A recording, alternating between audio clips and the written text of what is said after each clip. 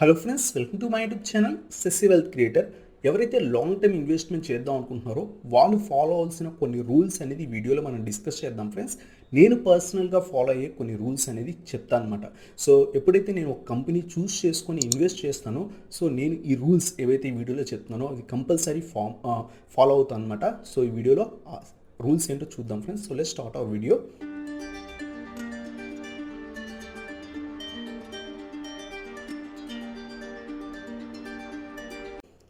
So friends, ఈ వీడియోలో చెప్తాను కదా, ఒక 6 రూల్స్ చెప్తాను అనమాట. ఎవరైతే లాంగ్ టర్మ్ ఇన్వెస్ట్మెంట్ చేద్దాం అనుకుంటున్నారో మీరు కనుక ఇవి ఫాలో అయితే కనుక సిస్టమేటిక్ వేగా ఖచ్చితంగా మీకు లాంగ్ టర్మ్లో మంచి వెల్త్ అనేది క్రియేట్ అవుతుంది. బట్ మనం చూస్ చేసిన కంపెనీస్ కూడా మంచిగా ఉండాలన్నమాట. సో ఆ రూల్స్ ఏంటో చూద్దాం ఫ్రెండ్స్.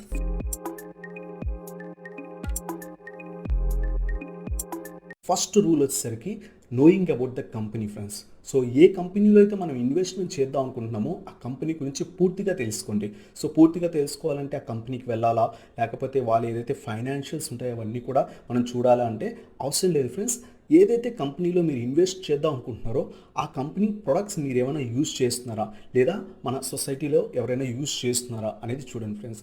సో ఫర్ ఎగ్జాంపుల్ తీసుకుంటే కనుక డాబర్ ఉంది. సో డాబర్ కంపెనీ ప్రొడక్ట్స్ అని మనం రెగ్యులర్గా యూజ్ చేస్తుంటాం. డాబర్ ఆయిల్ కానీ ఇంకా డిఫరెంట్ ప్రొడక్ట్స్ ఉంటాయి డాబర్ వాళ్ళకి. సో ఆ ప్రొడక్ట్స్ మనం యూజ్ చేస్తుంటాం. సో అటువంటి కంపెనీలో మనం ఇన్వెస్ట్మెంట్ అనేది చేయొచ్చు అనమాట. నెక్స్ట్ వచ్చేసరికి మ్యారికో ఉంది. సో మ్యారికో పారాషూట్ ఆయిల్ తయారు చేస్తారు. సో ఆ కంపెనీ మనం యూజ్ చేస్తాం. సో ఆ స్టాక్లో మనం ఇన్వెస్ట్మెంట్ చేయొచ్చు. అలాగే మనకి ఇంకా డిఫరెంట్ కంపెనీస్ ఉన్నాయి కదా. సో ఆ కంపెనీస్ టైటాన్ వాచెస్ ఉన్నాయి. సో టైటాన్ వాచెస్ చాలామంది రెగ్యులర్గా యూజ్ చేస్తారు, ఫాస్ట్ ట్రాక్ వాచెస్ కానీ ఇవన్నీ కూడా. సో టైటాన్లో మనం ఇన్వెస్ట్మెంట్ అనేది చేయొచ్చు అనమాట. సో ఏదైతే మనం రెగ్యులర్గా యూజ్ చేసే కొన్ని ప్రొడక్ట్స్ ఉంటాయో ఆ ప్రొడక్ట్స్ కనుక ఆ కంపెనీ కనుక మార్కెట్లో ఉంటే కనుక అది మనకు రెగ్యులర్గా మనం కానీ మన సొసైటీలో కానీ రెగ్యులర్గా యూజ్ చేస్తే ఆ కంపెనీ లాంగ్ టర్మ్లో మంచిగా డెవలప్ అవుతుందన్నమాట. సో ఖచ్చితంగా ఆ స్టాక్స్ కూడా మనకి మంచి రిటర్న్స్ అనేవి ఇస్తాయి ఫ్రెండ్స్. సో మన ఫస్ట్ థింగ్ ఏంటంటే knowing about the company. Once ఒక కంపెనీ సెలెక్ట్ చేసుకున్న తర్వాత, ఫర్ ఎగ్జాంపుల్ నేను చాలా వీడియోస్లో చెప్పాను కజారియా సెరామిక్స్ ఉంది. సో మా ఇంట్లో టైల్స్ కజారియా సెరామిక్స్, అలాగే మా చుట్టుపక్కల వాళ్ళవి కూడా కజారియా సెరామిక్స్ మ్యాక్సిమం యూజ్ చేస్తారు. సో ఆ కంపెనీ అనేది లాంగ్ టర్మ్లో సస్టైన్ అయ్యే ఛాన్స్ అనేవి ఎక్కువ ఉన్నాయి. సో ఆ విధంగా అనలైజ్ చేసుకున్న తర్వాత ఓకే మనం యూజ్ చేస్తున్న ప్రోడక్ట్ కాబట్టి మనం యూజ్ చేసిన టైల్స్ కాబట్టి ఓకే ఈ కంపెనీ మంచిదే అని మనకు తెలుస్తుంది. సో అలా తెలిసిన తర్వాత అప్పుడు ఆ కంపెనీ యొక్క ఫైనాన్షియల్స్ అనేవి కూడా మనం చూసుకోవాలన్నమాట.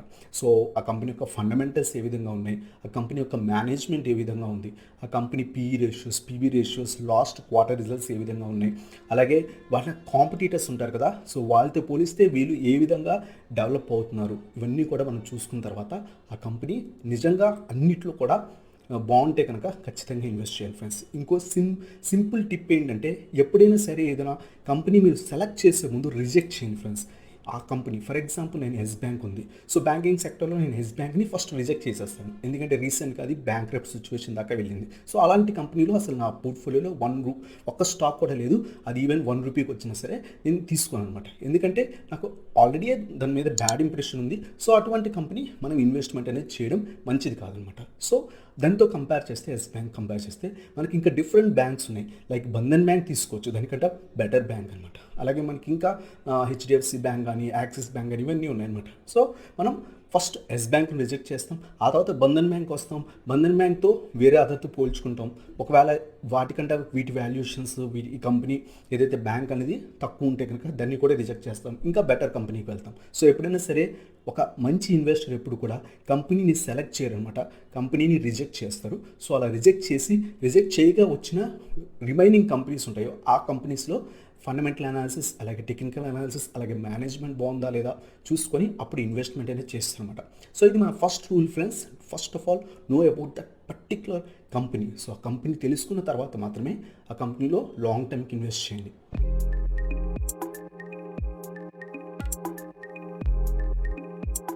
Second rule friends. So second rule వచ్చేసరికి మెయింటైనింగ్ లిమిటెడ్ పోర్ట్ఫోలియో ఫ్రెండ్స్. మనం ఫస్ట్ రూల్ చూసాం. ఫస్ట్ రూల్లో మనం ఏం చెప్పుకున్నాం, కంపెనీ సెలెక్ట్ చేస్తాం. సో అలా ఏదైతే ఒక బంచ్ ఆఫ్ కంపెనీస్, ఒక 5 కంపెనీస్, ఒక 10 కంపెనీస్ సెలెక్ట్ చేస్తారు. కొంతమంది ఏం చేస్తారంటే 30 కంపెనీస్, 50 కంపెనీస్, 100 కంపెనీస్ వాళ్ళ పోర్ట్ఫోలియోలో పెట్టుకుంటారనమాట. అది రాంగ్ ఇన్వెస్ట్మెంట్ ఫ్రెండ్స్. ఒక 100 కంపెనీస్లో ఒక కంపెనీ బ్యాంక్రప్ట్ అయిపోతే ఇంకో కంపెనీ బాగానే ఉంటుంది కదా, ఒక కంపెనీ నాకు లెస్ రిటర్న్స్ ఇచ్చినా ఇంకో కంపెనీ మంచి రిటర్న్స్ ఇస్తే నా పోర్ట్ఫోలియో బాగుంది, అలా ఎప్పుడు కూడా చేయకండి ఫ్రెండ్స్. 10 to 15 కంపెనీస్ మీ పోర్ట్ఫోలియోలో ఉంటే చాలా బెటర్ పోర్ట్ఫోలియో అవుతుంది. అందువల్లే ఫస్ట్ పాయింట్ చెప్పినప్పుడే నేను చెప్పాను, ఏదైనా కంపెనీని రిజెక్ట్ చేయాలి, ఆ తర్వాతే రిజెక్ట్ చేయగా మిగిలిన కంపెనీస్ని మనం పోర్ట్ఫోలియోలో యాడ్ చేసుకోవాలి. సో అలాగే సెకండ్ రూల్ వచ్చేసరికి మెయింటైనింగ్ లిమిటెడ్ పోర్ట్ఫోలియో స్టాక్స్ అనమాట. సో స్టాక్స్ని లిమిటెడ్గా సెలెక్ట్ చేసుకొని ఆ సెలెక్ట్ చేసుకున్న స్టాక్స్లోని రెగ్యులర్గా ఇన్వెస్ట్మెంట్ అనేది చేయండి ఫ్రెండ్స్. సో ఇది మన సెకండ్ రూల్ అనమాట. అలాగే థర్డ్ రూల్ వచ్చేసరికి ఫస్ట్ సెలెక్ట్ చేసుకున్నాం స్టాక్ని, సెకండ్ లిమిటెడ్ స్టాక్ సెలెక్ట్ చేసుకుని ఒక పోర్ట్ఫోలియో క్రియేట్ చేసుకున్నాం. థర్డ్ వన్ వచ్చేసరికి ఎవ్రీ డిప్లో కూడా ఇన్వెస్ట్ చేయండి ఫ్రెండ్స్. అంటే 1% పడిపోతే కాదు, ఒక 10% కనుక మీరు ఇన్వెస్ట్ చేసిన అమౌంట్ దగ్గర నుంచి ఒక 10%, 15% కనుక స్టాక్ కరెక్ట్ అయింది అనుకోండి ఫ్రెండ్స్, అక్కడ మీరు ఇన్వెస్ట్మెంట్ అనేది చేయొచ్చు అనమాట. ఫర్ ఎగ్జాంపుల్ మీరు ఏదైనా స్టాక్ తీసుకొని ఒక 100 రూపీస్ స్టాక్ బై చేశారు, మీరు బై చేసిన తర్వాత ఆ స్టాక్ 100 రూపీస్ దగ్గర నుంచి 90 రూపీస్కి వచ్చేసింది, అంటే ఒక 10% పడిపోయింది. సో ఇక్కడ ఒక 10% పడింది కాబట్టి ఇంకొంత అమౌంట్ అనేది ఆ స్టాక్లో ఇన్వెస్ట్మెంట్ అనేది చేయడం. సో అలా చేస్తే కనుక లాంగ్ టర్మ్లో మీకు ఏదైతే స్టాక్ సెలెక్ట్ చేసుకున్నారో దాంట్లో క్వాంటిటీ అనేది ఇంక్రీజ్ అవుతుంది, అంతేకాకుండా మంచి యావరేజ్ ప్రైస్ అనేది వస్తుంది. సో లాంగ్ టర్మ్లో మీకు మంచి రిటర్న్స్ అలాగే మంచి వెల్త్ అనేది క్రియేట్ అవుతుంది అన్నమాట. అలాగే fourth rule friends, fourth rule వచ్చేసరికి పేషెన్స్ అనమాట. చాలా అంటే చాలా కావాలి పేషెన్స్. లాంగ్ టర్మ్ ఇన్వెస్టర్కి కావాల్సింది పేషెన్స్ ఫ్రెండ్స్. మీరు కనుక రిలయన్స్ని 2008లోనో 300 రూపీస్ దగ్గర కొనుంటే అది మనకి ఇప్పుడు ప్రస్తుతం 1800 లేదా 2000 రూపీస్ అబోవ్ కూడా వెళ్ళింది. సో 10x రిటర్న్స్ అనేది వచ్చిందనమాట. అలాగే ఇంకా సింఫనీ కానీ లేకపోతే ఏషియర్ మోటార్స్ ఇలాంటి కంపెనీస్లో ఇన్వెస్ట్ చేస్తుంటే మీకు వెల్త్ అనేది ఎప్పుడు కూడా క్రియేట్ అయిందంటే 10 to 15 years లేదా 20 years వెయిట్ చేస్తేనే మీకు వెల్త్ అనేది క్రియేట్ అవుతుంది ఫ్రెండ్స్. మీ 1 lakh 1 crore మారాలంటే ఖచ్చితంగా 15 years 20 years ఖచ్చితంగా కావాలన్నమాట. సో టైం అనేది పడుతుంది. సో అందువల్ల పేషెన్స్ అనేది మార్కెట్లో చాలా ఇంపార్టెంట్ ఫ్రెండ్స్. సో ఎవరికైతే పేషెన్స్ ఉంటుందో ఎక్కువగా వాళ్ళు ఖచ్చితంగా లాంగ్ టర్మ్ ఇన్వెస్ట్ చేస్తే కనుక ఖచ్చితంగా మంచి వెల్త్ అనేది క్రియేట్ అవుతుంది. బెస్ట్ ఎగ్జాంపుల్ మనకి వారెన్ బఫెట్. సో చూడండి, తన యంగ్ ఏజ్ నుంచే ఇన్వెస్ట్మెంట్ స్టార్ట్ చేశారు, ట్రేడింగ్ చేయలేదు, ఇన్వెస్ట్మెంట్ స్టార్ట్ చేశారు. సో వెల్త్ అనేది హ్యూజ్గా క్రియేట్ అయిందనమాట. సో వరల్డ్లోనే one of the richest persons అయ్యారనమాట. సో ఆ విధంగా వెల్త్ క్రియేట్ అవ్వాలి అంటే కనుక ఖచ్చితంగా మనం పేషెన్స్గా వెయిట్ చేయాలి ఫ్రెండ్స్. సో ఇది మన ఫోర్త్ ఇంపార్టెంట్ రూల్ అనమాట. ఫిఫ్త్ ఇంపార్టెంట్ రూల్ వచ్చేసరికి long view of the company friends. So ఒక కంపెనీ ఏదైతే మీరు సెలెక్ట్ చేసుకుని ఇన్వెస్ట్ చేస్తారో ఆ కంపెనీ యొక్క లాంగ్ వ్యూ, అంటే నెక్స్ట్ 10 yearsలో ఈ కంపెనీ ఎక్కడ ఉండబోతుంది అనే వ్యూ కూడా మీకు ఖచ్చితంగా ఉండాలి ఫ్రెండ్స్. సో ఒక ఇన్వెస్టర్కి ఖచ్చితంగా కావాల్సిన రూల్ అనమాట ఇది. మీకు పేషెన్స్ ఉన్నా సరే ఆ కంపెనీ ఎంతవరకు రేజ్ అవుతుంది, అంటే స్టాక్ వాల్యూ కాదు, ఆ కంపెనీ వర్త్ అనేది ఎంతవరకు రేజ్ అవుతుంది, ఆ కంపెనీ ఎంత బాగా డెవలప్ అవుతుంది అన్న లాంగ్ వ్యూ కనుక మీకు ఆ కంపెనీలో ఉందనుకోండి ఫ్రెండ్స్, ఖచ్చితంగా మీరు మంచి ఇన్వెస్టర్ అలాగే మంచి వెల్త్ అనేది ఆ స్టాక్లో ఇన్వెస్ట్ చేస్తే, ఆ కంపెనీలో ఇన్వెస్ట్ చేస్తే మీకు మంచి వెల్త్ అనేది క్రియేట్ అవుతుంది అనమాట. సో మన ఫిఫ్త్ ఇంపార్టెంట్ రూల్ వచ్చేసరికి long view about the company. So we have to see that long view about the company అనమాట. So sixth and last final rule వచ్చేసరికి ఫ్రెండ్స్, నో ప్రాఫిట్ బుకింగ్ అనమాట. So ఇది చాలా important. ఎందుకంటే ఒక స్టాక్లో for example మీరు హెచ్డిఎఫ్సి బ్యాంక్లో 700 రూపీస్ దగ్గర ఇన్వెస్ట్ చేశారు ఫ్రెండ్స్. ఈరోజు అది మనకి 1500, 1400, 1500 రూపీస్ దగ్గర దొరుకుతుంది. సో మీకు అప్రాక్సిమేట్లీ 100% రిటర్న్స్ వచ్చేసింది అనమాట. సో 100% అంటే మీరు 1 lakh ఇన్వెస్ట్ చేస్తే అది 2 lakhs అయింది. సో చాలామంది ఏం చేస్తారంటే మార్కెట్ హై వాల్యుయేషన్స్లో ఉంది, సో ఇది నా స్టాక్ వచ్చేసరికి 100% రిటర్న్స్ ఇచ్చింది, సో నేను బుక్ చేసేద్దామని బుక్ చేస్తారన్నమాట. మీరు 100% రిటర్న్స్ కనుక బుక్ చేస్తే మీరు ఆ స్టాక్కి నుంచి 10x 20x రిటర్న్స్ ఏ విధంగా చూస్తారు అంటే ఆ 1 lakhని 20 lakhs 30 lakhs 50 lakhs 1 crore అని ఏ విధంగా చూడలేము అనమాట. సో ఎప్పుడు కూడా లాంగ్ టర్మ్ ఎవరైతే ఇన్వెస్ట్ చేద్దాం అనుకుంటున్నారో 10 years 15 years 20 years అసలు ప్రాఫిట్ బుకింగ్ అనేది చేయకూడదు అనమాట. సో ఈ రూల్స్ ఏవైతే ఉన్నాయో పర్టికులర్గా ఈ లాస్ట్ రూల్ ఏదైతే నో ప్రాఫిట్ బుకింగ్ నేను పర్సనల్గా ఫాలో అవుతాను అనమాట.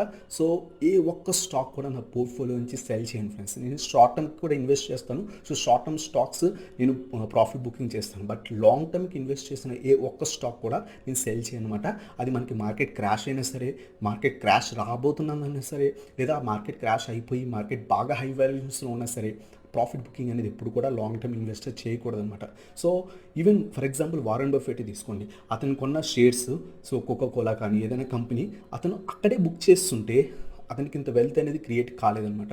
సో ఎప్పుడు కూడా మనం ప్రాఫిట్ బుకింగ్ అనేది లాంగ్ టర్మ్ ఇన్వెస్ట్మెంట్ చేయకూడదు. సో మీరు అనుకుంటారు మార్కెట్ ఓకే 14,000 ప్లస్ వచ్చేసింది మార్కెట్, నిఫ్టీ వచ్చేసరికి, సో స్టాక్ వచ్చేసరికి 700 రూపీస్, హెచ్డిఎఫ్సి బ్యాంక్ వచ్చేసరికి 1,500 రూపీస్ దగ్గర ట్రేడ్ అవుతుంది, ఇది ఎక్కడి నుంచి పడిపోతుంది. సో పడితే పడుతుంది, ఒక 100 పాయింట్స్ 200 పాయింట్స్ కరెక్ట్ అవుతుంది, మళ్ళీ కూడా రైజ్ అయ్యి అది 1,700 1,800 2,000 3,000 కూడా వెళ్ళే ఛాన్స్ ఉందన్నమాట. సో లాంగ్ టర్మ్లో అది మనకి ఇంకా కూడా వెల్త్ క్రియేట్ చేస్తుంది. సో మీరు మంచి వాల్యుయేషన్స్ దగ్గర కొన్న ఏ ఒక్క స్టాక్ కూడా ఎప్పుడు కూడా మీరు ప్రాఫిట్ బుకింగ్ అనేది ఎప్పుడు కూడా చేయకూడదు ఫ్రెండ్స్. సో ఇది మనకి 6th రూల్ అనమాట. సో ఈ రూల్స్ ఏవైతే ఉన్నాయో ఇది పర్సనల్గా నేను ఫాలో అవుతాను. సో వెల్త్ అనేది క్రియేట్ అవ్వాలంటే ఖచ్చితంగా ఇవన్నీ కూడా కావాలన్నమాట. ఫస్ట్గా మీ 1 lakh ఏ రోజైతే ఇప్పుడు ఇన్వెస్ట్ చేస్తున్నారో ఒక 20 years తర్వాత మీరు కనుక మంచి కంపెనీ సెలెక్ట్ చేసుకుంటే ఖచ్చితంగా మనకి 50 lakhs 1 crore ఇంకా పైకి కూడా వెళ్ళే ఛాన్స్ అనేవి ఎక్కువ ఉంటాయి అనమాట. సో ఇది ఫ్రెండ్స్ ఈ వీడియో కనుక మీకు నచ్చినట్లయితే ఇంకా లైక్ చేయండి, అలాగే మన ఛానల్ కొత్తగా వచ్చినట్లయితే ఇంకా సబ్స్క్రైబ్ చేయండి అండ్ ఆ బెల్ ఐకాన్ ప్రెస్ చేయండి. సో దట్ నా లేటెస్ట్ వీడియో అప్డేట్స్ అనేవి మీకు వస్తాయి అనమాట. Thank you so much watching. Have a nice day.